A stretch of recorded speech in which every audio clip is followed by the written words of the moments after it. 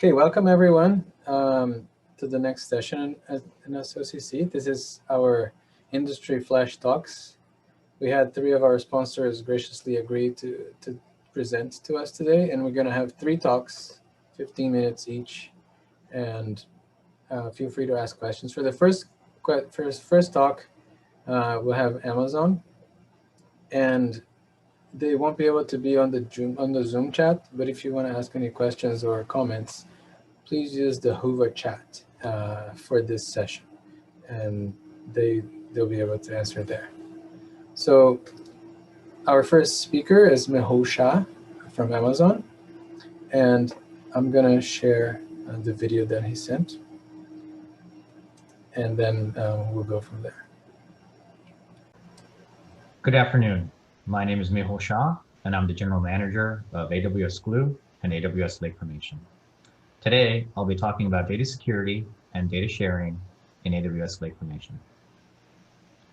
I'll talk about how we do it and some of the new use cases that it enables and some of the new opportunities that we have as a community to go solve some interesting problems.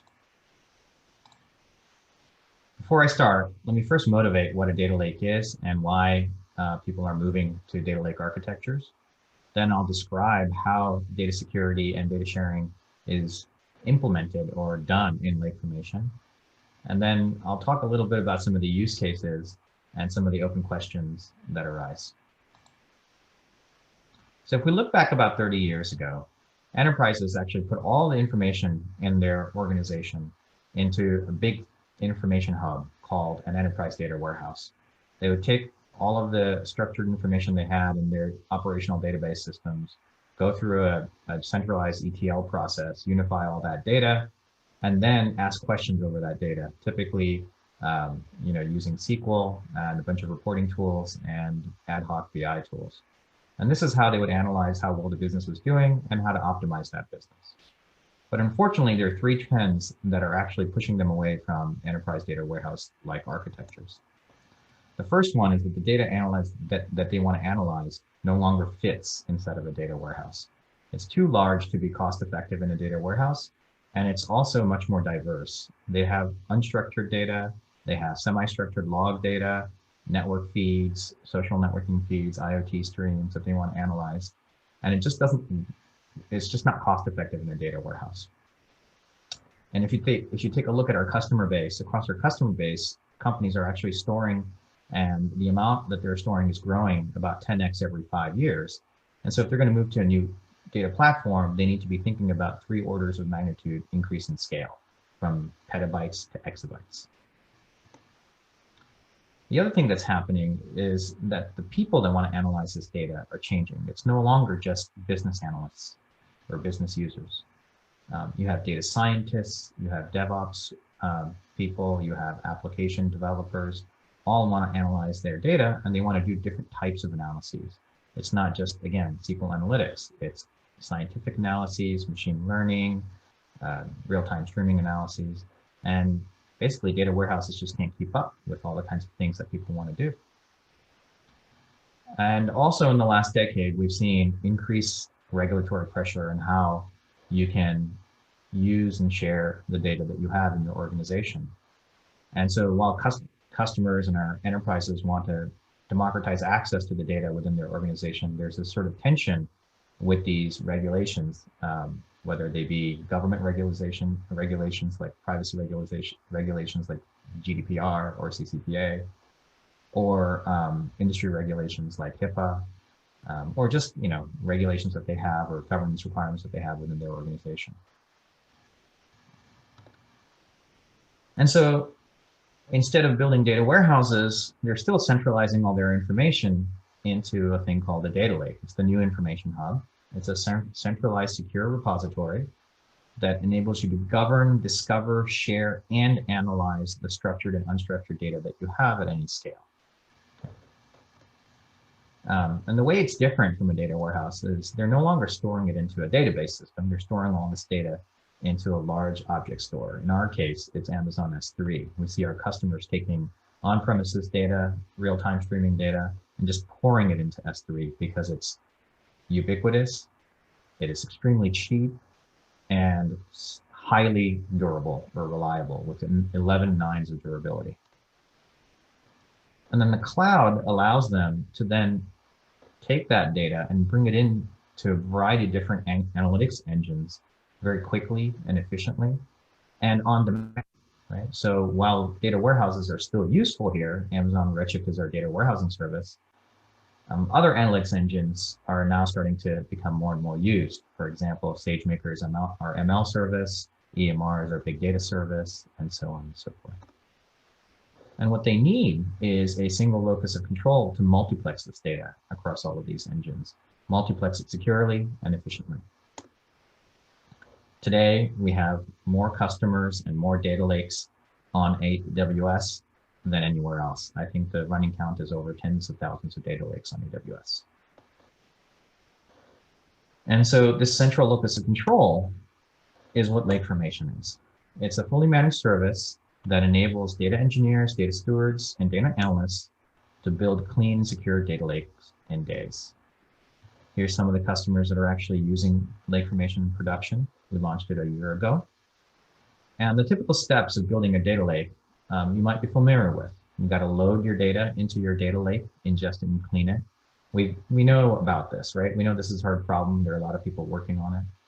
But securing your data lake is just as hard. And we find that our customers are spending just as much time trying to figure out how to set up security policies across all of the various engines and services, taking almost as much time as maintaining their data lakes, and these things are getting pretty complex.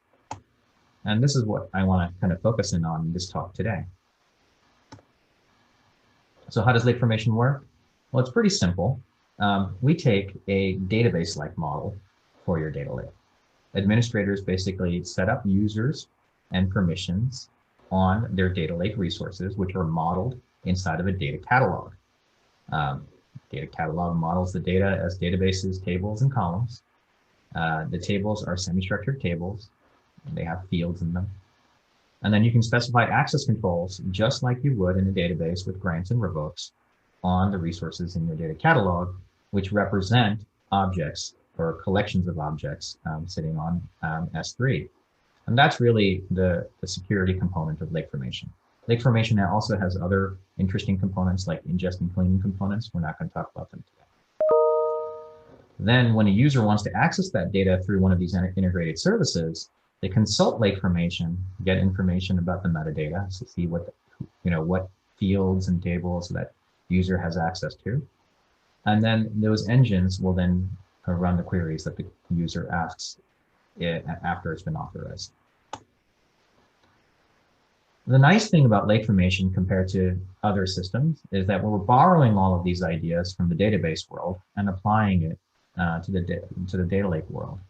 And the idea of providing fine-grained permissions on databases tables down to the column level is unique and is actually quite useful. Instead, what people were doing before is trying to make copies of their S3 buckets and objects in their S3 buckets that basically comprise your tables to get the fine-grained access control or the fine-grained hiding that they wanted. And it was really cumbersome, cost a lot of copies and time. The nice thing about the database model is that it's actually perfect for these use cases because you get to delegate access. You can say, hey, I've given user 1 access to some subset of columns from this table. These are the columns at the bottom. User 2 has access to some subset of columns. These are the columns at the top, and you can pick any permutations of columns. And then I can also give these users permissions to further delegate access to these columns and other tables and so on. So this delegation is extremely powerful. It's really what's going to enable our sharing. And the other thing that we do in the database world is we actually combine these grants and these permissions that are given to us into a unified permission set that allows us to get the union of all the results that we have. This is really nice compared to sort of managing policies and creating policies on the fly all the time. And then finally, because Lake Formation is centralized in terms of its API access, you can audit all the permissions in your data lake in a single place and all of the data access used in a single place, which is useful for compliance. Here's how it works. In Lake Formation, you submit a query. User submits a query for some table T. the integrated services request access to that table to lake formation. Lake formation consults and then decides whether that user has access to that table and which components of the table the user has access to. The user has no idea, by the way, that there are any extra columns in that table if it's not exposed to them. Then lake formation returns short-term credentials to these integrated services. These integrated services are trusted services by AWS, and so they will then go to Amazon S3 and retrieve the objects that comprise this table. These are just S3 objects, using those short-term credentials, and then apply the filters that are necessary, and then run the queries that the users are asking for. So the filtering is actually happening inside the service itself. We have a customer Nu Skin that's using this to hide PII data. It's a healthcare company. And what they want to do is they want to share their data with their customers, manufacturer and revenue forecasts. But they don't want PII information leaking. And previously what they were doing was making many copies of their data, maintaining ETL processes to maintain those copies. And they were able to reduce their storage costs by 43% and their ETL costs by 37% using lake formation. The same delegation model that we have in databases applied for data lakes and lake formation, we're going to use that to actually share data across accounts. So producer, sort of, imagine if you had an account that was a producer account that actually stored your data lake and it wanted to share that data lake with another account. We're going to simply do a grant to another account, just like we grant to users. And then the delegation model just kind of keeps going. Consumer accounts can then have admins come in and delegate access to various shares to their users. Shares are resources like databases and tables and columns. Consumers accounts can also soft link those shared resources inside their data catalog, just like you would do a soft link to a file in the file system. So any engine or application that's actually running inside of the consumer account can access these resources as if they were local to that account. They wouldn't know any different. And then once you're allowed to actually share this kind of data from one data lake to another, without ever actually moving the data, these are just, again, references all inside of lake formation, and the data is filtered on demand, you can now enable a whole bunch of data lake sharing topologies. We see our customers doing a variety of these things. You have the standard central hub and spoke topology, where customers will come in and have a single data lake, centralized data lake that is then shared across a bunch of accounts in their organization. You have supplier sort of vendor topology across companies we see, where companies will vend access to some data that they want to share to a distributor, for example, like Amazon, which is a retailer. And then we're also seeing companies actually set up sort of ad hoc networks of sharing. As people come in and share their data sets with others, you can actually get these sort of peer-to-peer relationships set up. And I think there are other companies that have done this just inside their own organizations, and they call this a data mesh. So this is starting to emerge. A simple application of the cross-account sharing that you can see of lake formation is the public COVID-19 data lake that we launched at the beginning of the year.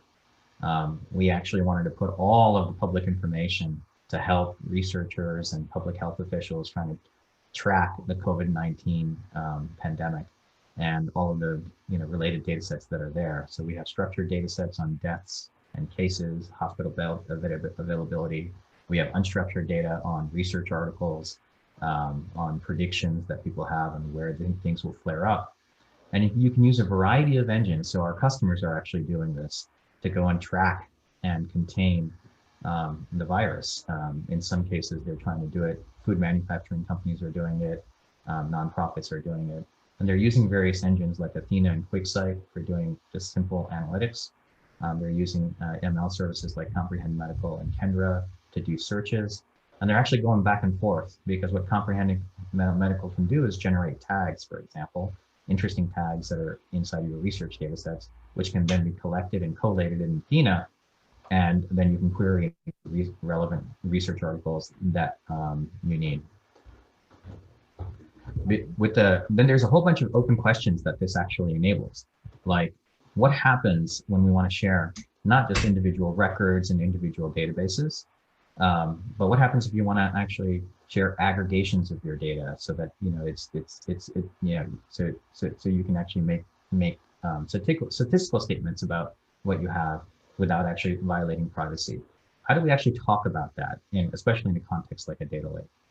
Other questions that arise are, when you want to do public data lake, how do you assure people that the data that you have is publicly available, or that it came from a source that actually gave you the rights and the licenses to access that data?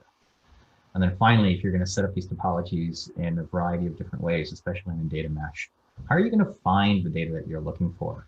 And how are you going to know how to subscribe to that data and what the licensing terms are and how it can be used? So doing this actually shares up a brand new data economy. I'd love to collaborate and talk to you about some of the interesting problems that we're working on today.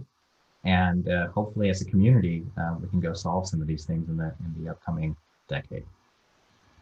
Thank you so much, and would love to get your comments.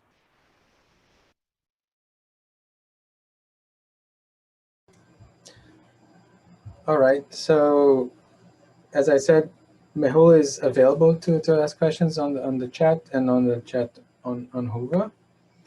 And this is super interesting. Thank you, Mehul. One thing that I was curious about, hearing all the possibilities of combining all these data lakes and sort of like virtually create new data lakes.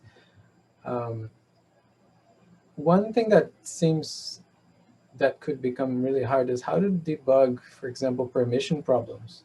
How if you try to access something and you can't, it might be 3 levels deep that some permission didn't allow you to access that particular piece of the data. How to prevent these and debug these permission problems? And I can read it back.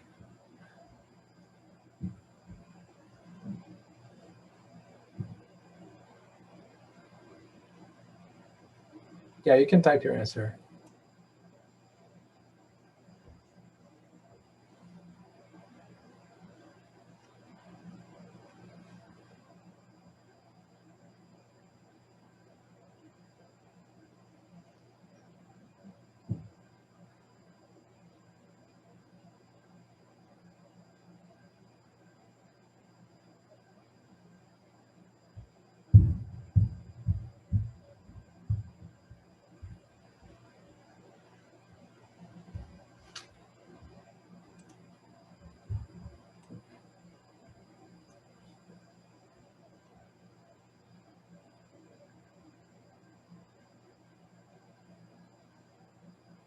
Okay, so the answer is we provide auditability for our permissions, and the APIs present where the permissions came from in a sort of lineage.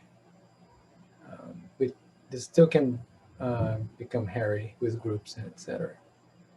And in a sense, that's kind of related to the provenance question that you mentioned as well, right? So I'm sure some of it is still open questions. We have a couple other questions. So Deepak is asking, is the hardware enclave SGX SCV enabled security isolation available for AWS data lake infrastructure?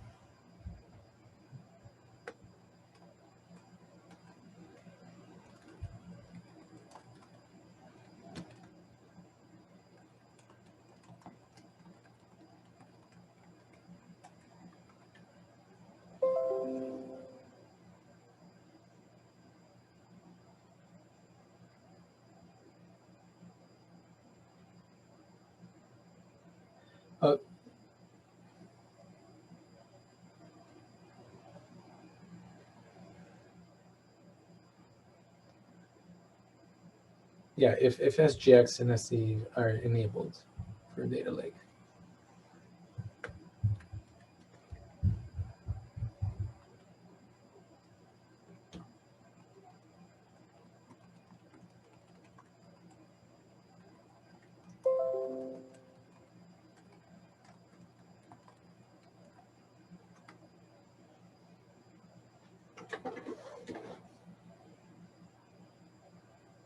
Okay, yeah, we're not using SGX for data analytics. I'm going to ask one more question by Omar. And what about data lake maintenance? How does the catalog table impacted in case of a new source is added to the lake? How is the process of dynamically maintaining a data lake?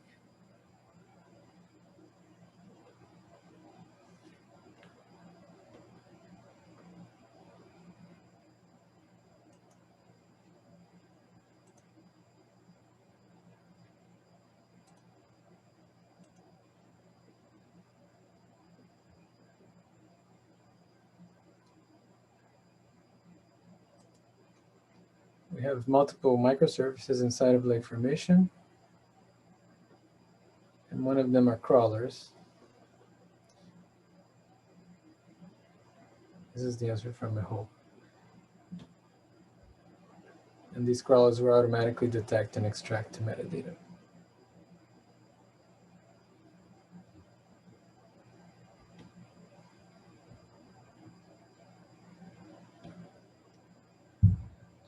On these changing data sources.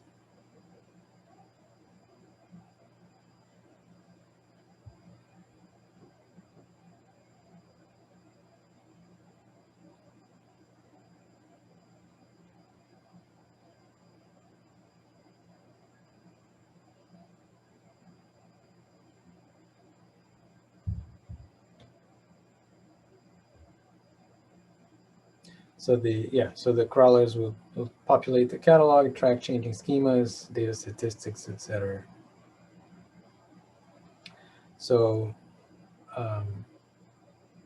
that's great. I want to thank again Mehul. I understand you're typing as quickly as you can. So the chat on Hova is persistent, so you feel free to continue the conversation there. And as Darby from Amazon said, there's also an email on the chat that you can use to continue the conversation. Thank you so much, Mehul and Darby from Amazon. And we're going to move on now to Nelly Gustafsson from Microsoft. Let me pull up Nelly. Yeah, you're ready. You can share your screen, Nelly, and then you can start whenever you're ready. Okay, thank you. Thank you.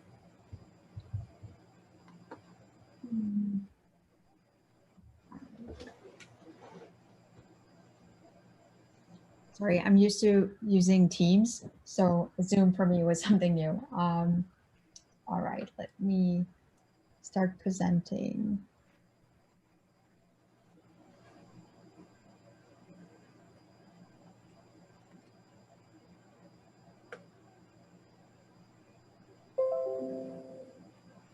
Let me know when you can see my screen here or my slide.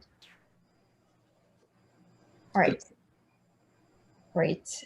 So hi, everyone. My name is Nelly Gustafsson. I'm a product manager on the Azure Synapse Analytics team, and I'm really excited to talk to you for the next 15 minutes about our new analytics platform in Azure that's basically changing the way that customers do analytics on one single service in the cloud.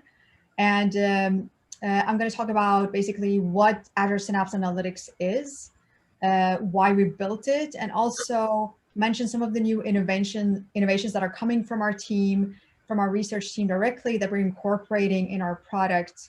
And yeah, let's get started with that.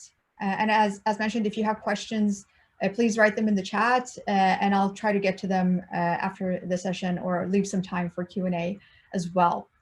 All right, so let's talk a little bit about Azure Synapse Analytics. It may be a new name to a lot of folks who already know a lot of services on Azure. What we're basically doing is that we're bringing this ability to create one single service that is blending the big data processing, typical like big data workloads, with the data warehousing workloads that we know that a lot of customers still are using, and blending that with data integration, seamless integrations, and a single security model around all of these things, just to make it really easy to work and with your analytics solutions at scale. And if we start looking at why we built Azure Synapse Analytics, because obviously, you know, there are these different services that are, I would say, generally, you know, in the cloud, you typically have your big data services, you have your sort of data warehousing services, etc. What we were seeing is basically that there are these two different parallel worlds out there, and you know, there's one which is the data warehousing relational data world that you see there to the right, which is, you know, feeding into business analytics and a lot of these type of analytics scenarios. And, you know, a lot of the technologies around there are proven, you know, around security and privacy are really key in these scenarios, and how you can basically have a dependable service to feed your business analytics in a reliable way. On the other side, you have the big data world that I call it, basically very fast moving space that is, you know, constantly bringing up new technologies and new innovations, and where most of the data is actually represented by files, you know, semi-structured data, completely unstructured data in data lakes. You know, in a world where schemas are basically changed almost on a daily basis for, you know, up to a petabyte scale data pipelines. I would say that for a long time now as well, you know, data science has been typically in this space of the big data compute. You know, you're using Spark and other types of, you know, scalable clusters to be able to do your run your data science workloads. And what Synapse is about very much is about bringing these two worlds together in a seamless way and provide a unified experience where users can work on their analytics solutions. And by users, I mean anything, you know, within the realm of data professionals. You know, there's business analysts, data engineers, just basically data scientists, all of these different roles that basically can collaborate and come together on a single service. So that is what Synapse Analytics is about. And if we take a look at, you know, some of the architecture of Azure Synapse, just to give you sort of an overview of, you know, what we're talking about. You know, obviously, a lot of our customers are bringing data from various different sources, right? And, you know, whether it's ingestion of data, whether it's virtualizing data over remote sources just to read the data. And I would say that, you know, based on experience, I would say that there's no single customer will have all their data in one single source of data, right? Basically, this data comes from a variety of different sources. If you're familiar with Azure already, you may be familiar with Azure Data Factory, for example. You know that, you know, we have very strong capabilities to build these integration and data pipelines to orchestrate the data, you know, from the time of ingestion to cleanse the data, to prepare it, to make it ready for machine learning, for data science, for analytics. And we're bringing that power of Azure Data Factory into Synapse, actually.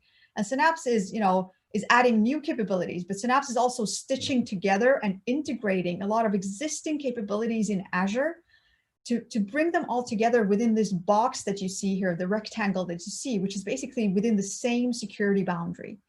Because oftentimes, you know, customers have to stitch together different cloud services and figure out how they're going to, you know, reach out from one VNet into another VNet. And we're kind of simplifying that, but by including everything within the same security boundary and having a seamless integration between these different components. So Azure Data Factory is actually a big part of this, and the whole ingestion and data orchestration pipelines that you see here. But we're talking about analytics, right? And analytics runtimes are vital, right? Compute engines that you need to run your workloads on that compute. Now, within Azure Synapse, we do have our SQL compute engines, which, you know, one of them being the former SQL data warehouse that is now rebranded into Azure Synapse Analytics and is one of the compute engines on the SQL side that can basically give you a reliable, predictable cost sort of engine that you can run your workloads on. And a lot of customers are using this data warehouse today to store their data, and that is completely possible. In addition to that, we're also adding a SQL serverless capability. We're calling it a SQL serverless pools, which are basically these on-demand SQL compute that you can use to explore the data that's sitting, for example, in your data lake. Because a lot of the data these days, whether it's semi-structured, unstructured, it's not only the relational data. And we realize that truly to feed your analytic workloads, your data is very likely sitting in a data lake, and you need to have that data lake within the same security boundaries. You need to make sure that it's compliant, all of that, and having, for example, pass-through authentication using Azure Active Directory. So we have built in all of those things in a single experience so that you can run ad hoc queries using our SQL serverless on top of the data lake. Now, in addition to SQL, we're also adding something that I'm sure you're familiar with. I'm sorry, I just happened to click there, which is Apache Spark. So in our Apache Spark pools that we're adding for Azure Synapse, we're bringing in, the Apache Spark capabilities, obviously, that enable you to run, your data preparation at scale, even your machine learning, model training, batch scoring, whatever it may be. But we're also adding a bunch of innovation coming directly from our research team to our Spark pools to make these more performant, to make, for example, make it possible for users to optimize their solutions. And a lot of this is actually being contributed back to the open source community. And that's kind of our philosophy. I'll show you in a bit one of those innovations that we're talking about that is already an open source project. And, on top of all of this that I mentioned, that you see the unified experience is also Azure Synapse Studio, which is really I would say the experience on top of everything. So even if it may be different components, there's a data lake, there's SQL compute, there's Spark compute, everything kind of fits within the same security boundary in our workspaces. And from there, as a user, I can integrate my pipelines, I can run management of my data, I can do monitoring of my Spark jobs and my SQL jobs, and I can even manage my security settings. And Azure Synapse is a service that includes a lot of things, but there are a lot of different capabilities out there in Azure. So one of the things we're doing is that we're also, besides the 90+ connectors that we have to connect to various different sources on-prem, in Azure, or in other clouds, we're actually investing specifically in key integrations that you see there with Power BI, Azure Machine Learning, and Azure Data Share, for example, just to make it easier for users to have that seamless extended experience into other Azure services.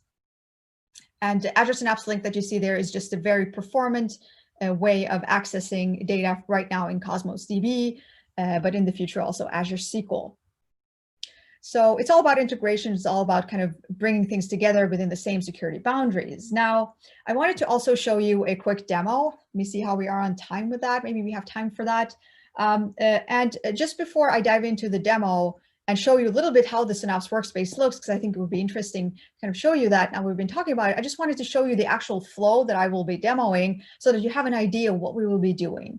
So in the demo, we're going to talk about, there's ML professionals, like data scientists, data professionals that are applying machine learning. And obviously, as an ML professional, it's very common that you want to develop a training model. So that's basically what we're going to do. We're going to train a model inside our Synapse Workspace. You can also do that in Azure ML or really anywhere that you would like.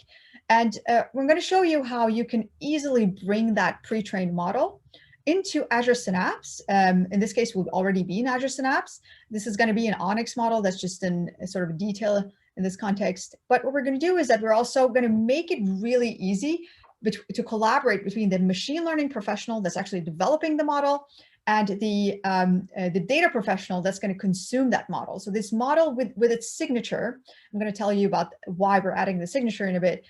We're going to save that in our Azure ML model registry. And Azure ML is very much like the central Azure repository for model and for anything machine learning. Now, what happens later is that the data professional can then basically pick up that same model, doesn't have to know how the model was trained, what inputs and outputs the model is expecting, pick up that signature from the ML4 registry, and basically use that and make that collaboration really easy to operationalize that model inside our Synapse SQL pools. So that's what I'm going to show you, how to run that predict statement then with T-SQL, right where the analytics data lives, closer to the data, without having to move any data out to do your batch scoring, for example. So let me show you that. And please let me know if we're not okay on time, then I can speed this up more than I usually do, because I do talk fast sometimes. And I think we're fine. Okay, great, thank you. All right, so let me show you the Synapse Workspace first and foremost. This is what I've been talking about. This is the black box that you saw with that experience on top. So this is the Azure Synapse Analytics Workspace, and this is basically where we're basically following the modern data warehouse pattern, but now applying that to joining these two worlds of big data with the data warehousing analytics world. So in my Synapse Workspace, I can do a lot of things. I can access my data. For example, I have my workspace data that is basically the data that's sitting in my database tables. And I also have my linked data, which is, for example, my data lake data that I can directly access in Azure Data Lake Storage Gen 2. So here we've spent a lot of time and effort to really make this experience of, let's say, exploring the data in your data lake and really, having access to everything that's in your data lake pretty seamlessly within this native experience. So, if I have a set of Pipek files, I can directly, for example, open a new SQL script. I can select the top 100 rows and use our SQL serverless on demand to directly query that data with our on-demand service and start exploring it. I get some built-in visualizations, and I can basically play with the data this way and discover it. And this is really important, specifically in the world of data science, when you need to kind of understand what data you want to use. Now, similarly, I have access to blob storage. I have access to, for example, Cosmos DB using Synapse Link. So I can directly access my data within my connected Cosmos DB. And in this way, I can connect to literally any type of data source that I can bring into Synapse like this.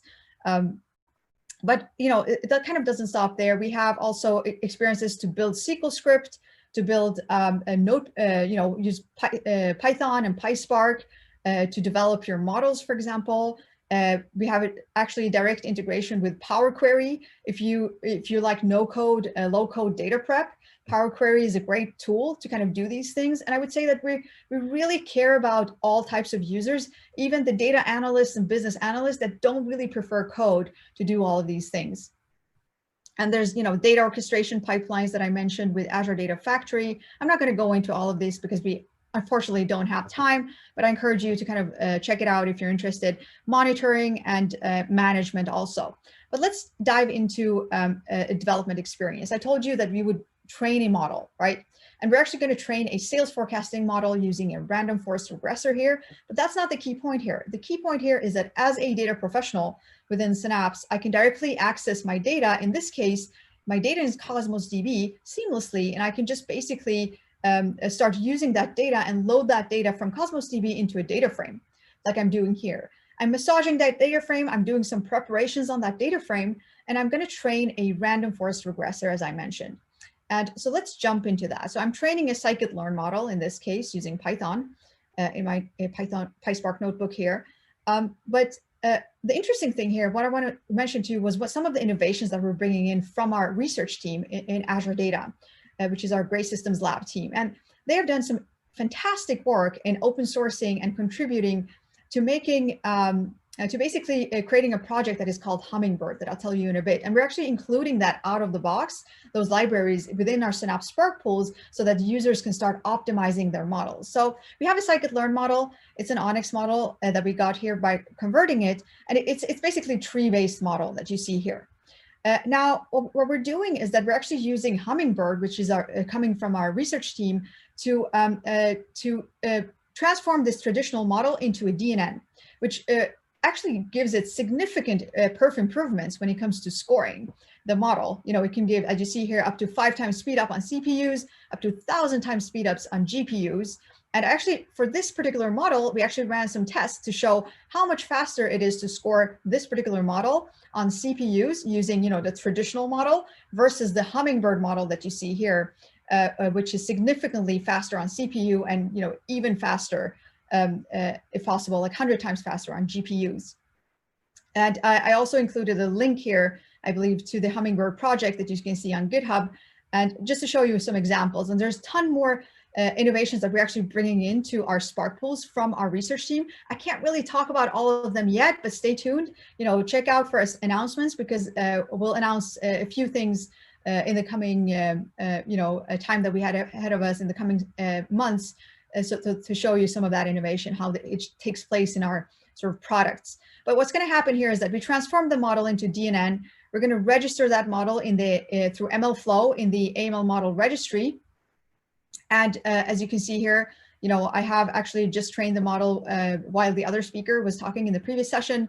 So here's my model, and here's what we're doing also to make it a little bit easier to collaborate, because I was the ML professional. I built the model in my Synapse Workspace. You can see the model here. I have my model signature here, and this means that the data professional, my friend, who's going to pick this model up and operationalize it in our SQL pools, our data warehouse, doesn't really have to know what are all the input types that this model is expecting. What's the output type? Typically you kind of don't have that information if you didn't build the model. Now, if we go back to our data now, let's pretend I'm the data professional now, and I'm going to operationalize this model within the same workspace. Now, what I'm going to do is that I'm going to just right click on a data warehouse table that I have. So it's just, a traditional data warehouse table that I have. It's called retail scoring data.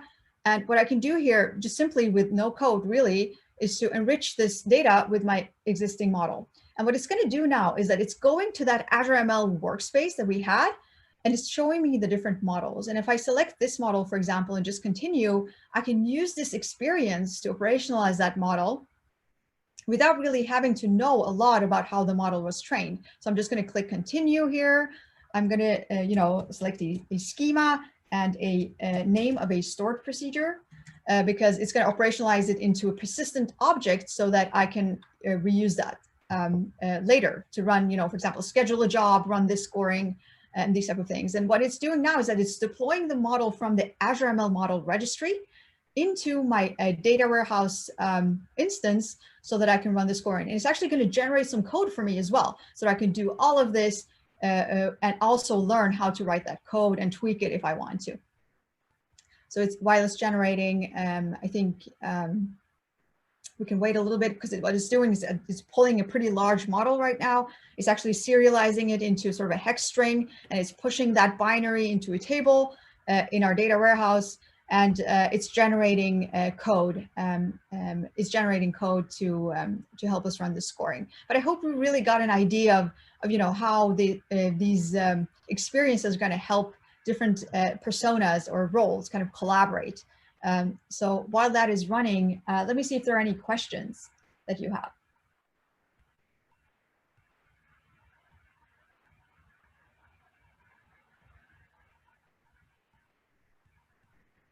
No questions? Right. I think I probably picked the wrong model in this case, because I picked the huge model, which means that it takes some time to deploy, but should be done shortly.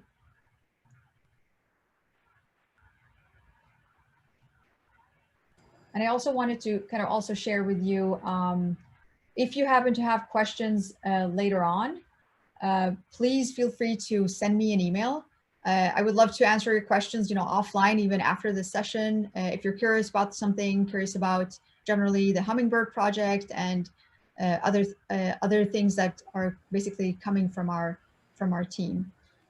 Nelly, I have a question. Can you comment a little bit on because you mentioned the connection between the research and the product group.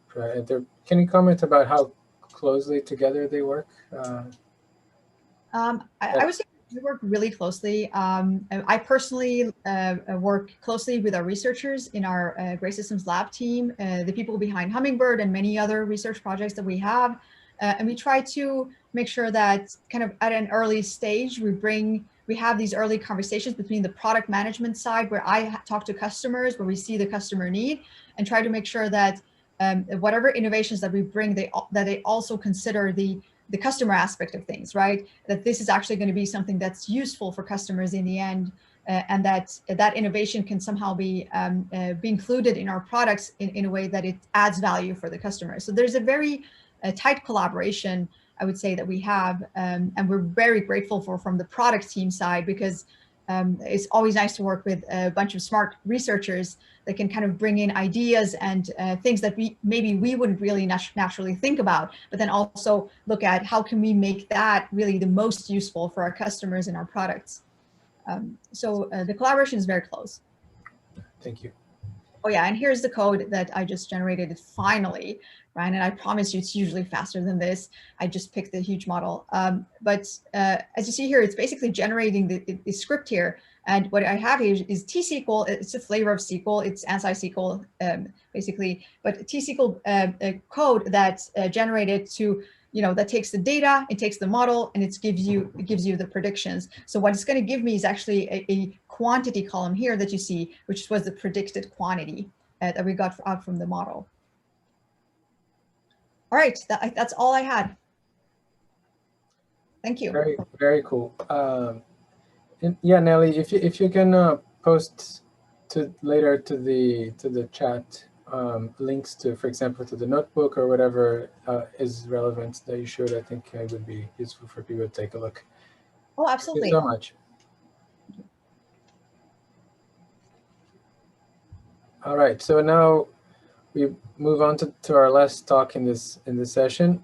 We have Jimmy Yang here from Alibaba, and he's going to talk about Apollodb and some other cool things that they're doing there. Jimmy, whenever you're ready, you can share your screen.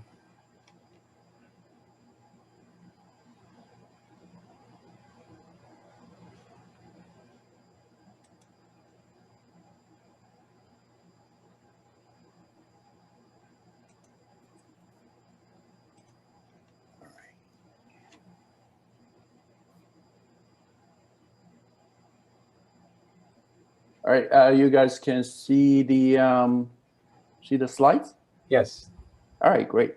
My name is Jimmy Yan. I run the storage engine team for the Alibaba Apollodb database. And so today I'm going to talk about it. And I think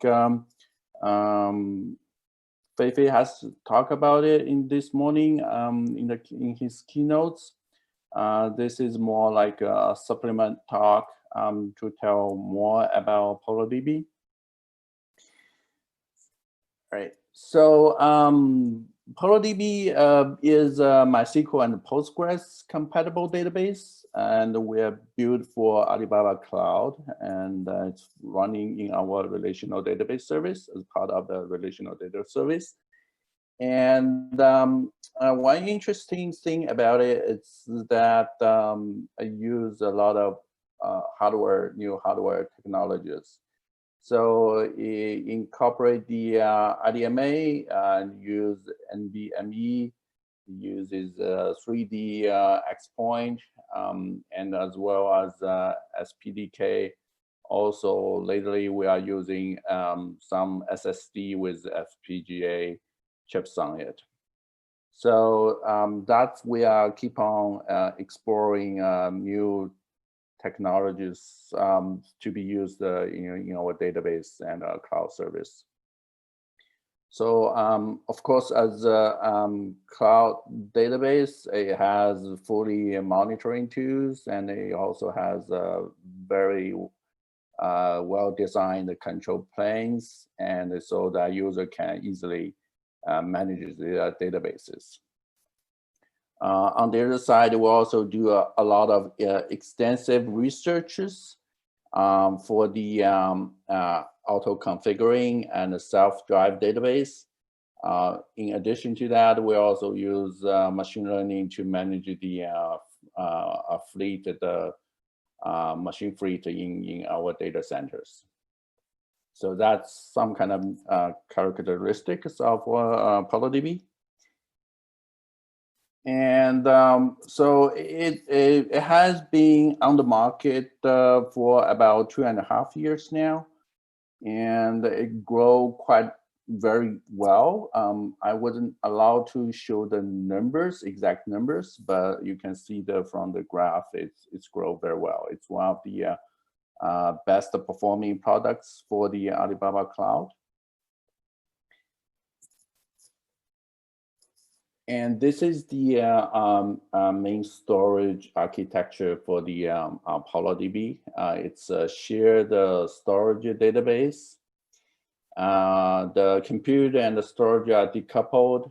The storage support 100 terabytes for a single DB instance. In the compute node side, we currently will have one single read-write nodes, and you can have like up to 15 read-only nodes.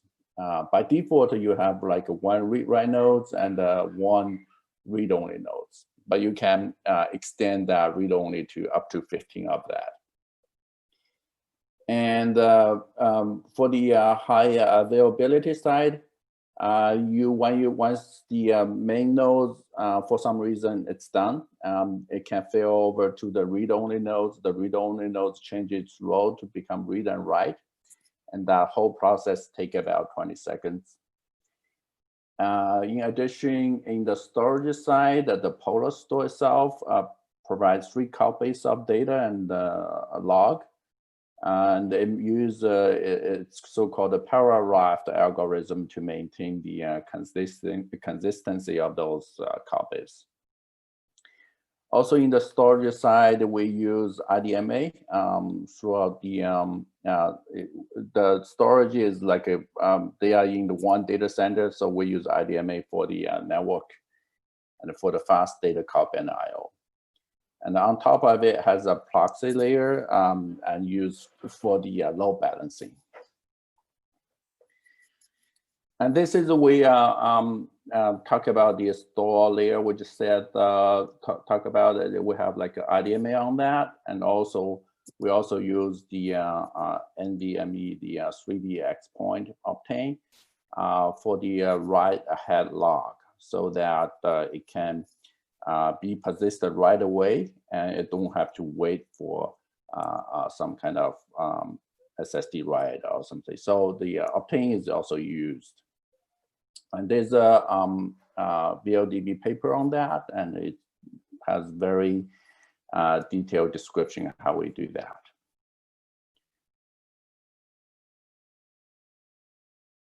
So we just talk about on one data center, we have 3 copies.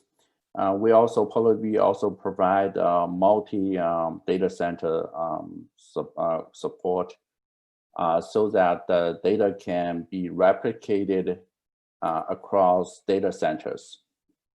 And the way we do that, we use a so-called Xpaxos library, which we wrote by ourselves, and use that Paxos library provide the cross AZ data replication and the failover. So the lead component and the follower, then there's a log node, so that it's not like we have one, there's a 3 AZ, we are not totally 3 copies of those. So we have a log nodes only store the log, not the data. So that in total, in one data center, there's 3 copies. So once we have like a 3 AZ, we have like 6 copies of data and 9 copies of the log. And in case of some data center fails, it can automatically fail over to another data center. So that's we provide not only the multi-copies in one data center, also across the data centers, we also have multiple setups. And in addition to that, we also have cross-region replication. So that's like we have different data centers across the world. We have like a Beijing data center. We also have in US East and US West. We have in Hong Kong as well as Germany. So we have data center all over the world. And this Apollodb can be set up, this cluster can be set up and replicated across all the data centers. But in the meantime, there's only one primary, as we said, it's one primary mass node in one data center, and all the others are only read-only for now. But the replication is quite fast. We have parallel pipeline, multi-pipeline, high-performance synchronization. So the data latency is controlled under 2 seconds. So once you have data in Beijing Center and you in the Sunnyvale, you can read it like 2 seconds within the data. The latency is only 2 seconds. So you won't have you won't be able to see the very old data. So you're always up to date. And also you can write, you can write, but the write is forward directly to the mass node in the main data center. In case something happens in the Beijing data center, you can also fail over to the Sunnyvale data center. That's controlled about within 1 minute. This is like for very high security, kind of like some people want to have data across regions, so they can do that with this configuration. We also have another engine, what you call the Apollodb X Engine. It is a bit different from traditional engine. It's LSM tree-based architecture. This engine uses LSM engine. The main advantage is the very nice write throughput. Also, it has very high compression rate. So we can have this engine running side by side by our Apollodb traditional, like a B tree kind of engine. Once user have a very large data set, they can put some old data to the X engine. So they can move data between those engines. And the X engine usually work as the archive engine. So it still can support read. The only thing is the read may not be as fast as the B tree, like NODB kind of engine, but it still can support read. But in the meantime, it gives a very high compression rate. And there's also a sigmoid paper on this X engine. So this is, if people are very interested in it, and they can go and take a look at this X engine. Another thing we are doing is that we already decoupled the compute and the storage. And we are continually doing the decoupling, and we also move the memory buffer pool out of the computer node. One logic is that the buffer pool store the very important state of the database. When you do an upgrade on the database, and all you want is something happened to the computer node, you still want to keep those hot data in memory. So once the computer database binary reboots, it can attach to this buffer pool right away, so it can keep on running. So usually when you shut down a database and you want to warm a buffer pool, it takes a long time, just like as the graph shows. Sometimes it takes like in some extreme case, we can see some take a half an hour to warm the buffer pool. But with this separate warm buffer pool, separate memory nodes, you don't have any impact when you reboot the server or you change the binary. So that's important because usually when you upgrade some, we constantly upgrade our binary for the bug fix, all those things, but user don't want to have like any impact on their business. So this is kind of very important to help us to keep the upgrade, all this running very smoothly. And also we are further doing that, making a memory pool as well, memory pool. Similar to the storage, it has storage pools. So we have putting all the memory together and use IDMA to connect those memory nodes. In addition, we use this Sentry memory pool for our multi-master project, which is have a centralized cache center to manage all the transactions and the logs. So we have local buffer pool, small local buffer pool, and we have a large global buffer pool. And use this kind of things, we can scale the write as well. As we just said that we only have one read-write nodes now, but we soon be able to provide a multi-master capability with this kind of this configuration. And it's a very interesting work we are doing currently, using RDMA to connect all the memory nodes and see how that impact on the performance, overall performance. Another thing we said, we also use some hardware with a particular FPGA on SSD so that it does the transparent data compression in the SSD instead of the in the database itself. So mostly for now, most of the database do their software compression, decompression in the database layer. But now we are working with some hardware company that they have like a FPGA put on the SSD so that all the operation, compression, decompression are happening on the SSD instead of in the database. And we are seeing the performance is fairly well with this new chip. And also compression rate can be 4 times to 10 times, depending on what kind of data we are running. So those are the new things happening right now for the Apollodb. And I hope people are interested in that. And we are running a lot of cooperation with universities on a lot of projects, and we're also hiring.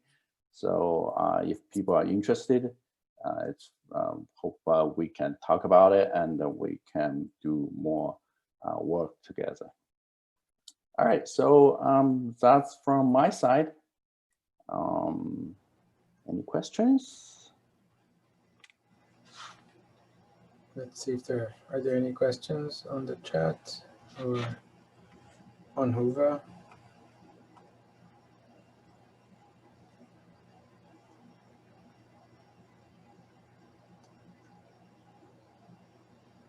Last chance.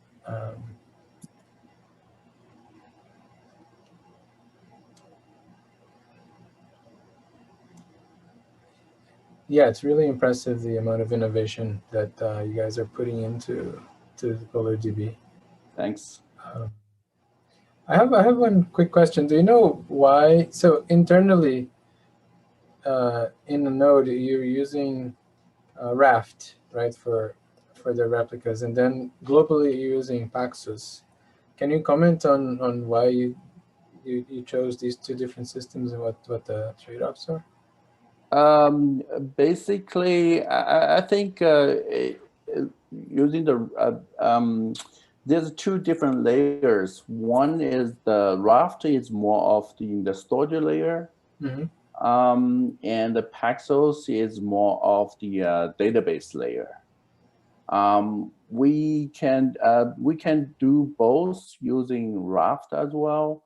But Paxos, kind of, we have this Paxos. We did the Paxos first, so this is it's running pretty well for us. Then on the storage side, I think Paxos is too complicated and too much communications. So I think it's easier to just use the Raft. It doesn't need to as complex as use Paxos for the storage layer. Great. Any other questions? I see one question, go beyond the compression, decompression. Any thoughts about doing the duplication and the storage layer? Yeah, so just to read the question again, Philip Gibbons is asking, going beyond compression and decompression, do you have any thoughts about doing deduplication at the storage layer? Okay, so is this asking about deduplication? Is that replication in the storage layer? Oh.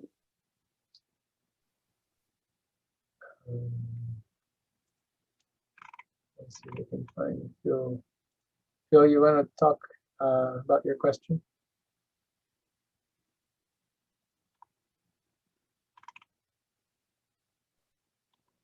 You can unmute, yeah.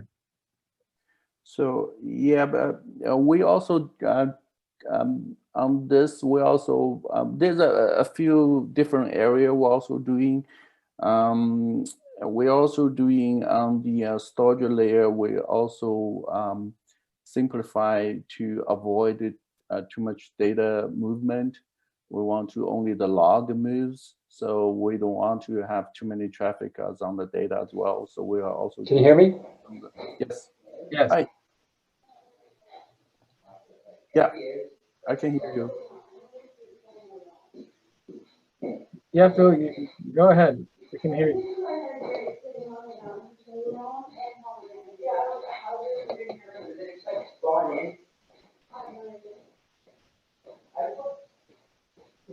Okay, I can't hear you anymore. Can you hear me? Yes.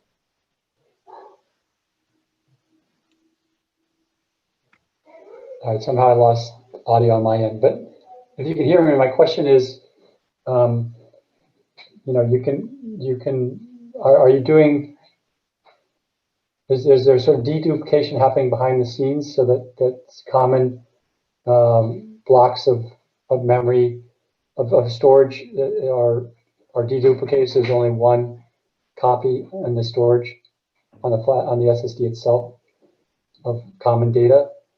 Or is there sort of more privacy constraints and things like that, so you're not doing that?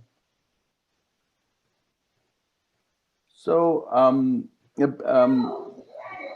I think in the storage layer, when we talk about the compression and decompression, it's FPGA chips, so that it has its own memory, a little bit memory. So when we do an I/O, the data just flow over to this FPGA chip memory and do the decompression and just directly send out. So that's how it does. Okay. Yeah, Phil, we couldn't hear you too well, but please continue this discussion on the chat on Huba. And one last question, Dmitry is asking, thank you for the talk. What other types of computation do you envision in FPGAs or in embedded processors? Yeah, we also have a lot of try on the computer push down, like when you do a table scan, if you can put some logic in the FPGA chips.